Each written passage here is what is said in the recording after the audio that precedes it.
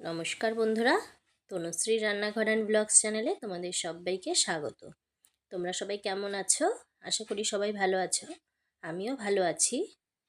আজকে আমি তোমাদের সাথে পেঁয়াজি পকোড়া মুসুর ডাল দিয়ে সেই রেসিপিটা শেয়ার করছি। তো ভিডিওটি স্কিপ না করে দেখে যাও। এখানে একটা পাত্রে আমি 1 কাপ মুসুর ডাল নিয়ে নিয়েছি। আজকে আমি এই ডালটা দিয়েই কিন্তু পকোড়াটা তৈরি করছি বন্ধুরা। এবারে ডালটাকে জল দিয়ে খুব ভালো করে ধুয়ে নিতে হবে। যতক্ষণ না পর্যন্ত ডাল থেকে ময়লা চলে না যাচ্ছে ততক্ষণ পর্যন্ত কিন্তু বারবার করে জলটা পাল্টে পাল্টে ডালটাকে ধুয়ে নিতে হবে। দেখো, একবার আমি জল পাল্টে ধুয়ে নিয়েছি, তারপরে কিন্তু আমি আবারও জল দিয়ে দিয়েছি। এরকম করে করে আমি 3 থেকে 4 বার ডালটাকে ভালো করে ধুয়ে নিয়েছি। যখন একদম এরকম সাদা জল বের হয়ে যাবে তখনই বুঝতে হবে যে ডালটা ভালোভাবে ধোয়া হয়ে গেছে। এখানে আমি 4টে পেঁয়াজ কেটে নিয়েছি মিডিয়াম সাইজের, আর নিয়ে নিয়েছি 7-8টা কাঁচা লঙ্কা একদম কুচি করে কেটে নিয়েছি। যেহেতু পেঁয়াজি পকোড়া তৈরি করছি সেই কারণে কিন্তু বন্ধুরা পেঁয়াজের পরিমাণটা একটু বেশি করে দিতে হবে। তারপর যে মুসুর ডালটা আমি ভিজিয়ে রেখেছিলাম সেটা আমি 10 মিনিটের মতন ভিজিয়ে নিয়েছি। তারপরে ডালটাকে একটু পেস্ট করে নিয়েছি। একদম খুব ভালো করে কিন্তু ডালটা আমি পেস্ট করিনি, একটু দানা দানা রয়েছে, সেইভাবে কিন্তু আমি ডালটাকে পেস্ট করে নিয়েছি। তোমাদেরকে দেখিয়েও দিলাম যে ডালটা আমি ঠিক কীরকম করে পেস্ট করে নিয়েছি। আমি শিলনোড়াতে বেটে নিয়েছি, তোমরা চাইলে মিক্সচার গ্রাইন্ডারেও পেস্ট করে নিতে পারো। এবারে যে পেঁয়াজটাকে আমি কুচি করে কেটে রেখেছিলাম, পেঁয়াজ আর লঙ্কা, সেটাকে ডালের মধ্যে অ্যাড করে দিয়েছি, ডাল বাটার মধ্যে। এবারে দিয়ে দিলাম এখানে 1/2 চামচ হলুদের গুঁড়ো, দিয়ে দিয়েছি স্বাদ অনুযায়ী নুন। তোমরা যে যেরকম নুন খেতে পছন্দ করো সেই বুঝে নুনটা দিয়ে দেবে। আর দিয়ে দিয়েছি এখানে 1/2 চা চামচ কালো জিরে।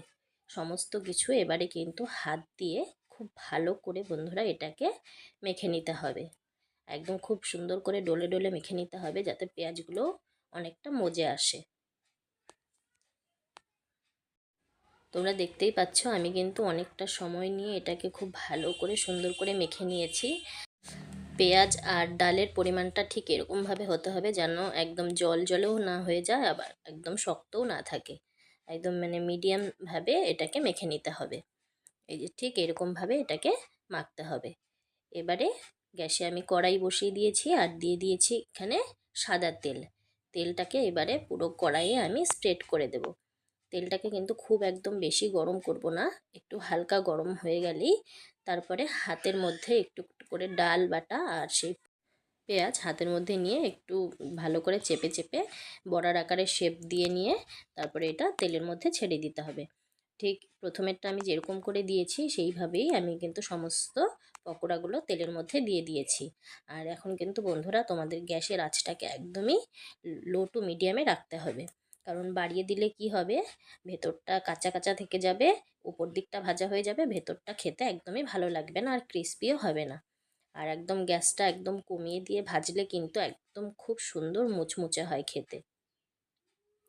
দেখো, পকোড়ার এক পাশগুলো ভাজা হয়ে গেছে, এবারে আমি আবারও উল্টে দিলাম, উল্টে পাল্টে ভালো করে ভেজে নিচ্ছি। এখানে কিন্তু গ্যাসের আঁচটাকে একদম লোতে রেখেই সমস্তটা ভেজে নিতে হবে। তোমরা সন্ধেবেলা চায়ের সাথে স্ন্যাক্স হিসেবেও এটা খেতে পারো। আবার অনেকে আবার ডাল ভাতের সাথেও কিন্তু এই পকোড়াটা খেতে বেশ ভালো লাগে। তোমরা যারা খাওনি তারা কিন্তু অবশ্যই এইভাবে করে বানিয়ে খেয়ে দেখতে পারো। তো পেঁয়াজি পকোড়া তো সবাই বানাতে জানো বন্ধুরা, তো আমি কি করে মসুর ডাল দিয়ে তৈরি করি সেটাই তোমাদের সাথে আজকে শেয়ার করে দিলাম। দেখো, পেঁয়াজিগুলো কিন্তু আমার ধীরে ধীরে লাল হতে শুরু করেছে।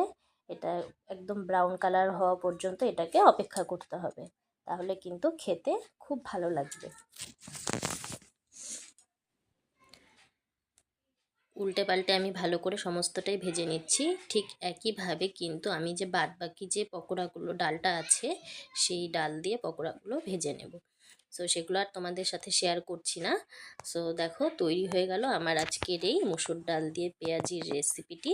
সো ভিডিওটি যদি তোমাদের ভালো লেগে থাকে বন্ধুরা অবশ্যই একটা লাইক দিয়ে পাশে থেকো। আর আমার চ্যানেলে যারা নতুন তাদেরকে অসংখ্য অসংখ্য ধন্যবাদ। যারা ভিডিওটি দেখছো কিন্তু এখনও পর্যন্ত সাবস্ক্রাইব করোনি তারা প্লিজ ঝটপট গিয়ে সাবস্ক্রাইব করে পাশে থাকা বেল আইকনটি প্রেস করে দিও। পরবর্তী ভিডিওর অপেক্ষায় থেকো। সকলে ভালো থেকো, সুস্থ থেকো।